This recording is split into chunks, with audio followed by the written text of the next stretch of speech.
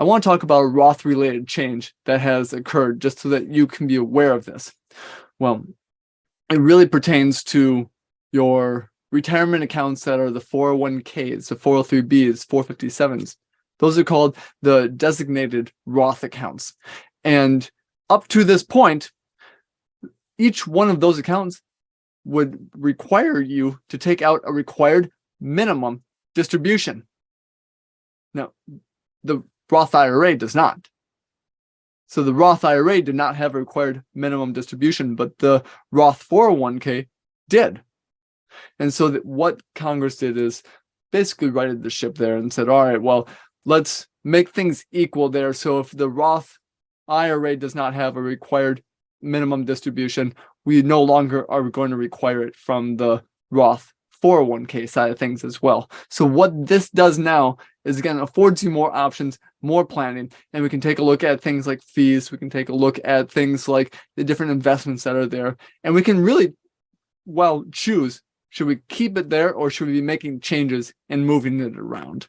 So that's one great element to the Roth accounts, the designated Roth accounts, that you need to be aware of, especially if you have retirement plans that are out there, because some may be worth keeping there and others may be worth transferring and rolling that over into Roth IRA accounts. But it's just a matter of looking at the individual accounts. So I wanted to make that known. But let's go back to the planning, because when we start taking money out of it, this is really bringing forth that concept. You see, when we have, and look at in the blue here, your income coming in, when you retire, your income most likely is going to fall off a cliff. So your taxable income is going to fall off a cliff. And before Social Security kicks in, before you have maybe even your pension kick in, before required minimum distributions kick in, you're going to have a lot less in taxable income. So when you take a look at it, your brackets are actually going to be less than what they were of what you're paying tax in. But that may not always be the case. So in the future, when you have all those other streams of income kicking in, that may really start to increase your taxation, those basically the taxable income and the tax brackets that are associated with that.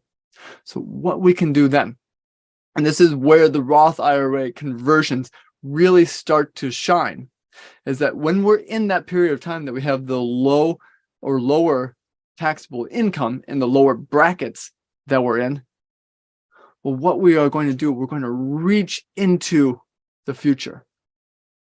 We're going to take some of that income and we're going to take it now, pay the tax on it today in a lower tax bracket, and convert it to the Roth IRA accounts, that tax-free element. So when we take a look at it, those three silos, the taxable, the tax deferred, and then we have the tax-free silos. If we can start building up the tax-free silos and the taxable silos when we're in the lower tax brackets, and especially if we are in a lower tax bracket where we can take money from the 401k, from the IRA account, convert it at a very low income bracket for taxation, well, then we can even be using some of that taxable income in order to do that.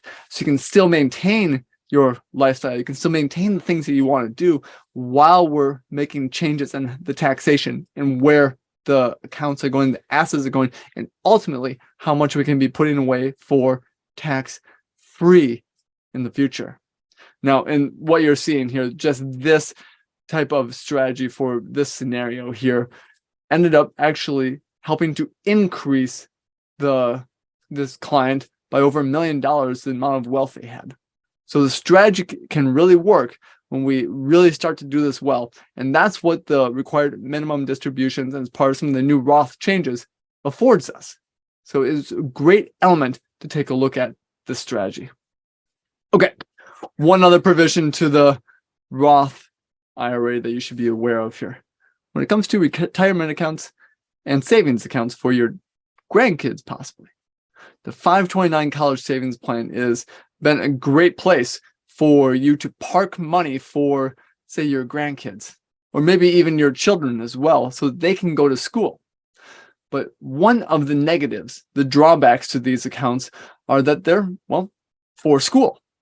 So what happens when your grandkids have full ride scholarships and they don't need this money? Well, that is changed now. So now we can actually step in and we can really start to have the 529 convert into and transfer into the Roth IRA for your grandchildren. So if they don't need this money, we can put it aside for the future, and that's tax-free money. You see, when we go into the 529, it grows tax-deferred, and it's tax-free when we use it for school. But now, if we have the account that's open for 15 years, growing that tax-deferred, and then we take it and put it into the Roth IRA, we can continue that growth for the future for their retirement. And that can be tax-free. So you provide a tax-free opportunity for them in the future.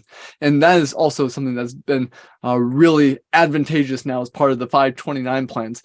You can do a maximum of $35,000 into this, and there are still some limits, especially the 5-year limit as well, where the contributions that you've made in the last 5 years are ineligible to be put into that Roth account.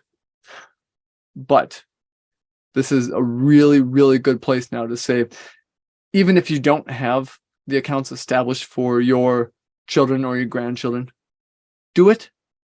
Put just a small amount of money in there just to get one started, to start that 15-year window.